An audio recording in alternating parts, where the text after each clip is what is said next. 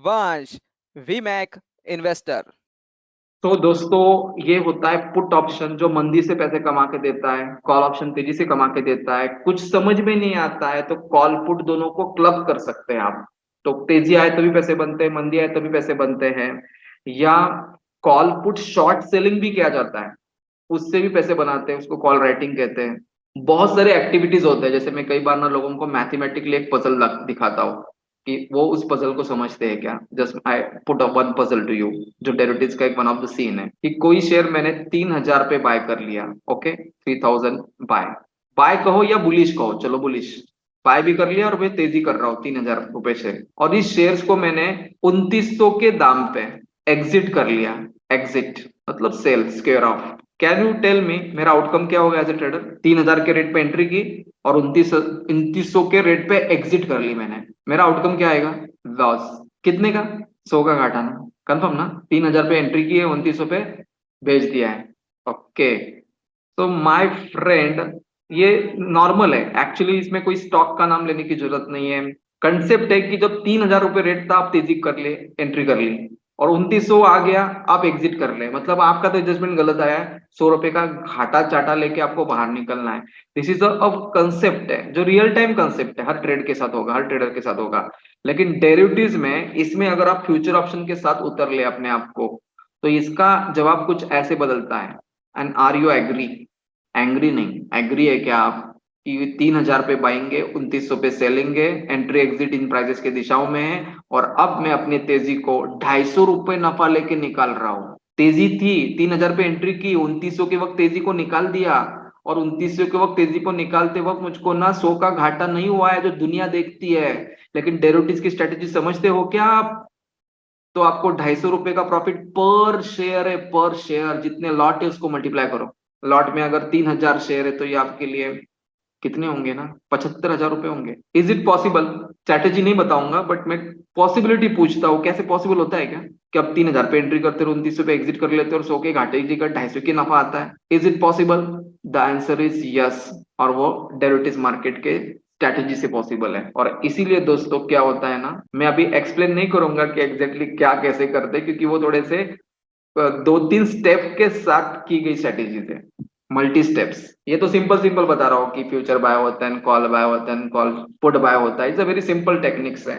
But market में बहुत सारे कंसेप्ट है जो प्राइजेस के साथ आप एक्चुअल प्राइजेस के बिहेवियर की वजह से ऑप्शंस में वैसे मैचिंग पोजीशन लेके पैसे बनते हैं एक्चुअली। तो तेजी से बनते हैं, मंदी से बनते हैं, वॉलेटिलिटी से बनते हैं, स्टेबल कंडीशन से बनते हैं, जहां आपकी इच्छा भी ना हो बनने की, और मार्केट थोड़ी सी मूवमेंट दे दे आपको अपोजिट, तब भी आपके पैसे बनते हैं। तो इन सारे खेल को हम कहते हैं डेरिवेटिव्स मार्केट, जो एक्चुअली इन्वेस्टर पैराडिज्म नहीं है, मतलब इन्वेस्टर का बैकग्राउंड नहीं है, वो ट्रेडर के लिए बनी हुई चीजें है। तो अगर आपको ट्रेडिंग करनी है इंट्राडे शॉर्ट टर्म, तो उसके लिए डेरिवेटिव्स मार्केट में आपके लिए है वेलकम। तो दोस्तों, और मैं कहूंगा वक्त की पाबंदी है, बट आप शेयर मार्केट में पब्लिक इशू से पैसे बना सकते हैं। शेयर मार्केट में एक अच्छा पोर्टफोलियो क्रिएट करके 10-15 कंपनियों का रेगुलर बाइंग सेलिंग करके बना सकते हैं। पोर्टफोलियो में आपको वेटेज डिस्ट्रीब्यूट करके सेक्टर टू सेक्टर, या क्या कहूंगा मैं आपको कि वेटेज इन स्टॉक कर सकते हैं। मैं आपको एक लास्ट में एक दिखाता हूँ अच्छा स्टॉक। कितने लोगों को इन्वेस्टमेंट का पोर्टफोलियो बनाने में इंटरेस्ट है कि ट्रेडिंग के साथ इन्वेस्टमेंट से भी पैसे लाने हैं? क्योंकि पैसे चाहते हैं ना, जाते नहीं ना, आते हैं ना, लाने चाहिए पैसे, लाने घर पे जीवन में। तो मैं आपको एक 5-7 मिनट लेता हूँ और फिर आपके क्वेरीज वेलकम करता हूँ। आईपीओ से आपका अनुभव कैसा है? आईपीओ से, आई थिंक आईपीओ से आपका अनुभव जोमेटो और एलआईसी वाला तो नहीं है ना? मतलब ऐसे मजाक था, बहुत सीरियस हो रहे हैं हम सब लोग, है ना? आईपीओ से हमारा अनुभव एलआईसी जोमेटो वाला नहीं है ना? यार तो ही मजा आएगी ना यार। नहीं तो क्या है, ये आप क्या सीखने के लिए बैठे हो गया? ये तो शेयर मार्केट से पैसे लगा के पैसे कमाने के लिए बैठे हो, और यहाँ पर ऐसे अनुभव कि मेरा जोमेटो मैंने हाई पे लिया था 156 पेन, अभी रेट 54 पेन। उसके मैनेजमेंट ने कहा कि इस क्वार्टर में हमारे ऑर्डर्स ऑनलाइन क्यों घटे हैं, ये हमारे प्लानिंग के समझ के परे हैं। कितने लोगों ने कभी सेंटेंस पढ़ा है लास्ट रिजल्ट में जब उन्होंने कमेंट्री दी थी? या ऐसा कोई कंसेप्ट नहीं है आपके पास? तो एलआईसी वगैरह जाने दो। तो आईपीओस में क्या होता है ना कि हर कंपनी को आपको अलग से ट्रीट करना चाहिए, क्योंकि कंपनी नाम से अलग है, काम से अलग है, विद इन इंडस्ट्री उसकी रैंक क्या है और वैल्यूएशंस क्या है, और वो एक्चुअली लिस्टिंग गेन या लॉन्ग टर्म पेन नहीं, 3-6-12 महीने में एक्चुअली बिजनेस प्रॉस्परस करके आपको प्रॉस्पेरिटी देगी क्या। तो अभी ऐसे बहुत इश्यूज होते हैं वक्त का, मैंने भी बहुत सारे रिकमेंडेशन दिए हैं, लेकिन मैं वक्त का लिमिटेशन देख के ज्यादा नहीं बताना चाहता हूँ। आप कभी भी काउंसलर से बात करें, मेरे बहुत सारे रिसर्च रिकमेंडेशन, मेरे दो वेबसाइट्स भी है छोटे से, वंश कैपिटल एडवाइजर, ये एडवाइजरी की वेबसाइट है, और वंश कैपिटल डॉट इन ये क्लासेस की है। तो कुछ ना कुछ डिफरेंट टाइप का मटेरियल वहां रखा होता है। या फिर हमारे अलग अलग ब्रोशर्स कभी आप पढ़ लेंगे ना, एक आईपीओ का ब्रोशर अलग है, एक ट्रेडिंग का ब्रोशर अलग है, क्लासेस का ब्रोशर अलग है, एडवाइजरी के ब्रोशर्स अलग है। या तो वेबसाइट पे है, या फिर हम आपको कभी कम्युनिकेट करते हैं तो व्हाट्सएप पे डाल देते हैं। तो यू कैन लर्न या कंपेयर डिफरेंटली। तो मैं यहाँ, मार्केट की कंसेप्ट ज्यादा है, आपकी भी ज्यादा है, बट बता नहीं पाऊंगा क्योंकि ने वक्त सीमित रखा है ना। तो आईपीओ से पार्ट इतना होता है कि जोमेटो ने, एलआईसी कोई हमारे किसी टाइम में आईपीओ के अनुभव नहीं होने चाहिए। तो मैं एक आपको एक कंपनी बताता हूँ, उसका नाम है ग्लोबल हेल्थ लिमिटेड, जिसको हम दूसरी भाषा में कहते हैं, क्या निकनेम क्या है उनका, मेदांता। और पता है कौन से डॉक्टर की है? नहीं, वो क्यों पता होना चाहिए, हॉस्पिटल नहीं पता है इतना काफी है। सो हॉस्पिटल इंडस्ट्री क्या कहती है, इंडिया उसके जीडीपी का केवल 3 तक का अमाउंट पब्लिक के लिए, हेल्थ केयर के लिए खर्चा करता है। और दुनिया का एवरेज है 10%, मतलब हम दुनिया से वन थर्ड है, गुड और बैड। अमेरिका उसके जीडीपी का कितना होता है ना, 16 का हिस्सा लोगों के हेल्थ केयर पे खर्चा करता है। तो ये आपने सोचना है कि हम लोग हेल्थ केयर में लोकल, ग्लोबल, एशियन परसेंटेज के आगे कितने स्मॉल बिग है, तो अपॉर्चुनिटी कम है कि ज्यादा है आगे, ऐसे आप समझ लो, एक्सेट्रा एंड एक्सेट्रा।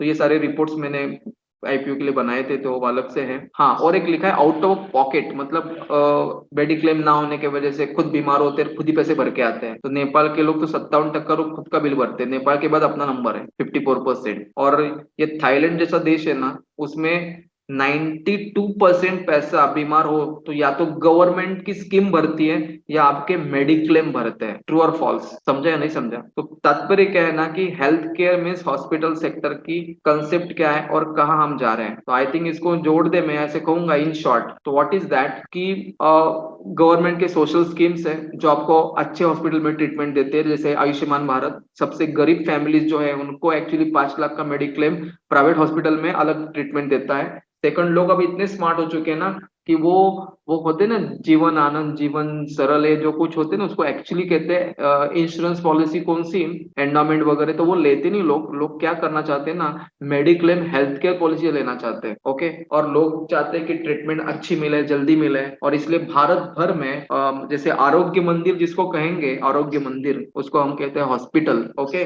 ठीक करवा के देते हैं ना आपको, जैसे जिम भी एक आरोग्य मंदिर है और हॉस्पिटल भी एक आरोग्य मंदिर है, क्योंकि ठीक करवा के भेज देते दोनों। तो ज्यादा हॉस्पिटल जिनको स्कोप है ना, वो एक्चुअली प्राइवेट सेक्टर हॉस्पिटल से, एक्सेट्रा। और बहुत सारे आईपीओ यहाँ आके गए, यहाँ सारे वो डिटेल्स है। तो मैं, वक्त कम है कि कौन से इला रोगों के ऊपर क्या क्या ट्रीटमेंट्स होती हैं, क्या क्या मार्केट है, कैसे एक्सेट्रा है। मैं जिस हॉस्पिटल की बात कर रहा हूँ ना, उस हॉस्पिटल का नाम है मेदांता, और जिस डॉक्टर की बात कर रहा हूँ वो डॉक्टर का नाम है डॉक्टर नरेश त्रेहान।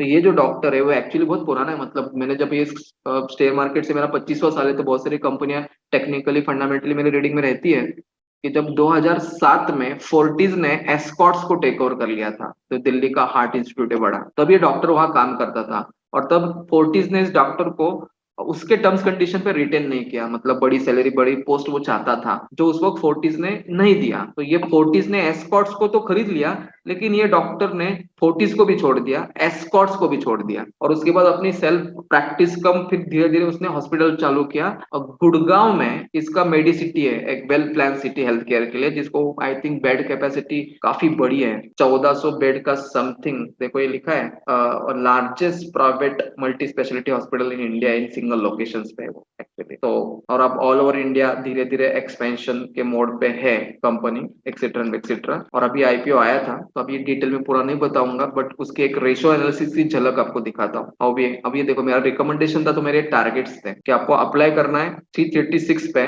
और 6-12 महीने रखना है, मेन मजे की बात। और उसमें 420 से 630 होगा। क्लियर, समझ में आया तो प्लीज लिखना, 420 630 ये 6-12 महीने का टारगेट है। और आईपीओ के वक्त मेरा रिकमेंडेशन है कि अप्लाई करो स्ट्रांगली, अपने क्लाइंट्स को, और ये सब कुछ वहाँ इंडस्ट्री और भी business, your strength weakness everything is there. सिर्फ वक्त बहुत जाएगा समझाने के लिए, इच्छा है तो कभी मेरे से मांग के लेना, मैं आपको पूरा मेरा रिपोर्ट भेज दूंगा। तो मैं उसके लास्ट पेज पे आता हूँ जो हमारा एक फंडामेंटल स्टडी का एक एंगल है। ओके, तो this is a business of company की वो उसके व्यापार कैसे चल रहे हैं 3 साल से। तो इस पे क्लोज लुक, सेल्स 1500 से 2200 करोड़। तो ये एक्चुअली प्लेयर ना गुड़गांव के करीब है, और उसके बाद वो जो नॉर्थ का जो इलाका है लाइक पंजाब होगा, उत्तर प्रदेश होगा, इसके आसपास फैल रहे हैं ये लोग। और प्रॉफिट 230, 222, 490 करोड़ के प्रॉफिट पे है। 2022 अभी खत्म होने को 23 है। ओके, और प्रॉफिट का मार्जिन 15% से 22%, गुड और बैड। ईपीएस 1.32 से 7.32, बुक वैल्यू 50 से 73। तो 20 आपके सामने, कोरोना, कोरोना के बाद 21, 22 खत्म हो गया, और अभी कुछ ही दिनों में क्या होगा ना, 23 खत्म होगा। तो आपके पास अपने कंपनी का ट्रैक रिकॉर्ड है, और ये है, इसको कहते हैं actually a peer group comparison. तो इसमें थोड़ा सा आप ध्यान दे सकते हैं एक दो मुद्दों पे, जिससे आपको थोड़ा सा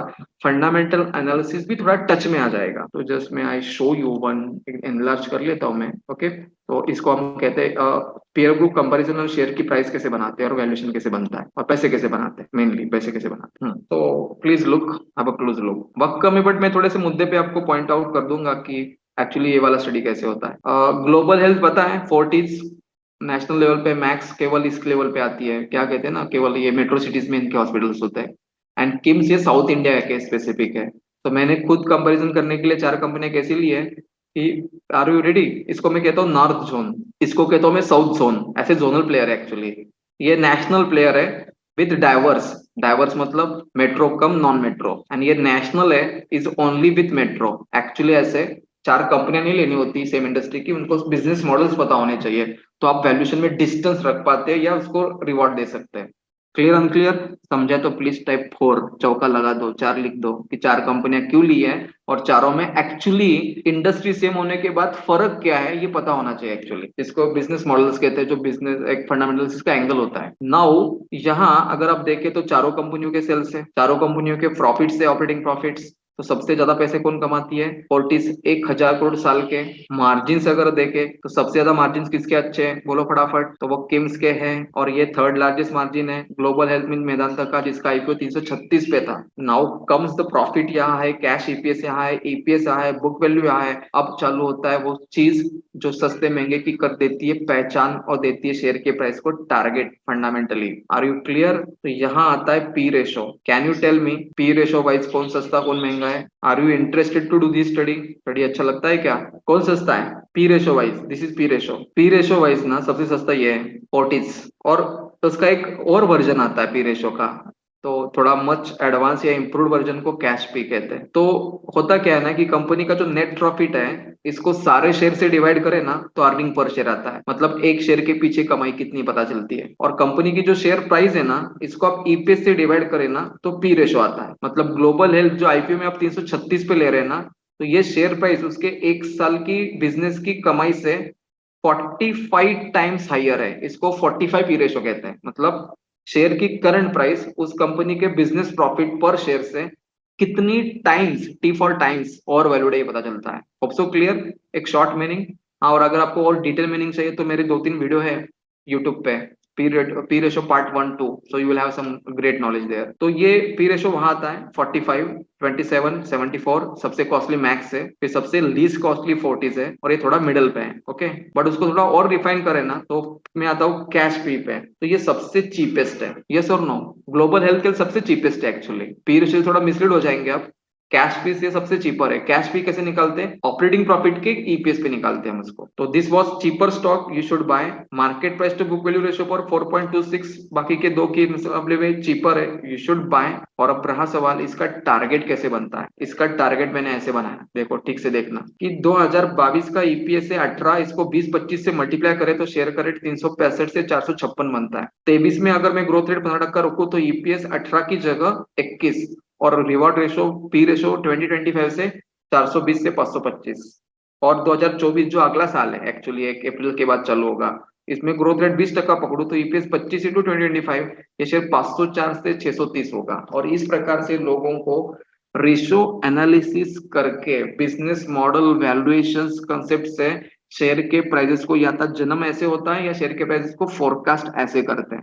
और इसको एक बेहतरीन इन्वेस्टर या शेयर मार्केट की बेहतरीन कंसेप्ट समझना कहते हैं। जिसको इसमें इंटरेस्ट है वो हमारे स्टॉक मार्केट फंडामेंटल में इंटरेस्ट ले कोर्स में। तो ये स्टॉक्स का आईपीओ कब आया था और इसके बाद इसकी प्राइस कैसे बिहेव हुई है और ये 630 तक पहुंचेगा क्या, तो वो उसके ऊपर हम जाते हैं। Can it reach 630? आप में से कितने ये शेयर लिया है, ट्रैक किया है, कंपनी पता है, आपके आसपास किसी दोस्त के पास है ये शेयर जो पैसे बना रहा है? कि शेयर मार्केट सबको पता होता है लेकिन स्पेसिफिक कंपनी का प्रॉब्लम हो जाता है। सो कंपनी है मेदांता, तो उसका एक चार्ट पे प्राइस देख लेते हैं। Particularly we can see the with the day candlesticks. Week से थोड़ा आपको पता नहीं कितना। तो ये आईपीओ में इसका रेट 336 था। 336 के बाद ये पहले दिन हाई बना 423, पहले दिन का क्लोजिंग है 415। उसके बाद वो हार्डली 2 दिन में ही पहले दिन का क्लोज लगा हुआ एक्चुअली 389, मतलब इश्यू प्राइस के ऊपर ही लिस्ट हुआ। इसके बाद एक महीने में ये गया 480। इसके बाद अभी रिसेंटली फेब्रुवरी में उसने हाई लगाया है 530 का। और ये अगले साल 630 होगा क्या, यस और नो? आपको शेयर लेना नहीं है, सॉरी, ये कोई रिकमेंडेशन नहीं है। मैं आपके सामने केवल रिसर्च या स्टडी या शेयर मार्केट रखना चाहता हूँ। Can it reach 630 in next 12 months? Up trend दिख रहा है यार टेक्निकली ऐसे, इट इज लाइक दैट। और इस तरह से आप आईपीओ से बहुत सारे पैसे बना सकते हैं। आईपीओ लगा के सेकेंडरी मार्केट से लेके अगर आप देखो 336 के 530, कम से कम 50 से 60% का रिटर्न ये केवल 6-7 महीने में बने, गुड और बैड। और उसके लिए शेयर मार्केट नहीं, रिसर्च वैल्यूएशंस पता होना चाहिए। And the last but not least, एक कंपनी का मैं रिजल्ट यहाँ रखता हूँ आपके सामने। कंपनी का नाम है नारायण हृदयालय, जिसका हमने रिजल्ट, ऐसे हम क्वार्टरली एनालिसिस करते हैं, जो रिसेंट दिसंबर क्वार्टर का जो रिजल्ट है वहाँ सेल्स 1128 करोड़ है। एक साल पहले के क्वार्टर को ईयर ऑन ईयर पे 17% हाइयर है। प्रॉफिट अगर देखें 181 करोड़ की जगह 265 करोड़ है, 46% जंप है। मार्जिन 18% की जगह 23% है। तो ये सब अच्छे रिजल्ट है। और जिसके ऊपर हमने कैलकुलेशन करके, अगर आपका पोर्टफोलियो 1 लाख रुपए का है तो 10% के हिसाब से 10,000 डालो। और ऐसा 100% पोर्टफोलियो के लिए आप 15-20 कंपनियों से पोर्टफोलियो बनाते हैं। तो इसके हमने टारगेट रखे हैं 22-23 के लिए 933 से 1167। अभी कल ही इसका रेट हाईएस्ट 820 था। तो हो सकता है कि एक आध महीने में या मार्च रिजल्ट के बाद ये स्टॉक 950 से 1000 हो जाए। तो कंपनी का नाम क्या है? नारायण हृदयालय। तो ये पूरा मेरा रिसर्च रिपोर्ट साइन बिन सब देयर है। और एक लास्ट बट नॉट लीस्ट और सेकंड स्टॉक मैं आपके सामने रख देता हूँ, उसका नाम है बैंक ऑफ बड़ौदा। तो ये भी ऐसे रिजल्ट बेहतरीन है इनके, जिसके ऊपर प्राइस फोरकास्टिंग होती है कि सेल्स 22,000 करोड़ है। और यहाँ सेल्स 27% हाइयर है। प्रॉफिट 5,800 करोड़ की जगह ईयर ऑन ईयर 6,900 करोड़ है, 27% हाइयर है। मार्जिन मेंटेन्ड है। एनपीए अगर आप देखते हैं ना, बैंकों का देखना क्या चाहिए, एनपीए नॉन परफॉर्मिंग एसेट सबसे लीस्ट है 1.16। समझ में आया तो लिखना, 1.16 पैसा केवल डूबने लायक है एंटायर लोन में, वो भी रिकवर होता है वैसे, वो अलग बात है। और इसके ऊपर हमने टारगेट जो रखा है ना, इसका बाइंग रेंज बना है 150 से 190 और टारगेट रखा है 208 से 235। अभी रिसेंटली 200 तक गया था, बट एक 250 तक वापस रिकवर हो सकता है। जिसमें रिसर्च रिपोर्ट मैंने उसको बनाया है अपने क्लाइंट्स के लिए। बट ऐसे हम बनाते, इसका पोर्टफोलियो वेटेज रखा मैंने 3%। मतलब अगर आपको मैंने 10% पैसे लगाने के लिए कहा है नारायण उदय में, तो उसके आगे 3% पैसा लगाना है बैंक ऑफ बड़ौदा में। और ऐसा 100% का पोर्टफोलियो 50,000 का, 1 लाख का, 5 लाख का, 20 लाख का जब आप बनाएंगे, और इसमें कम से कम, जैसे हमारी एडवाइजरी में थीम होती है V15, 15 स्टॉक पे हम बनाते, तो इसके हिसाब से वेटेज सेट कर लेते हैं कि सेक्टर, कंपनी, वैल्यूएशन, पोटेंशियल, और इसके आसपास बाइंग सेलिंग कंटिन्यूस करना है, एफडी की तरह इन आउट नहीं करना है। तो ये भी आपको स्टडी जो होता है, इसको रेशियो एनालिसिस कम फंडामेंटल एनालिसिस कहते हैं। एनएच नारायण विद्यालय भी एक बेहतरीन हॉस्पिटल है, कर्नाटक से बनी हुई, heart specialist, now multi speciality in all over India spread.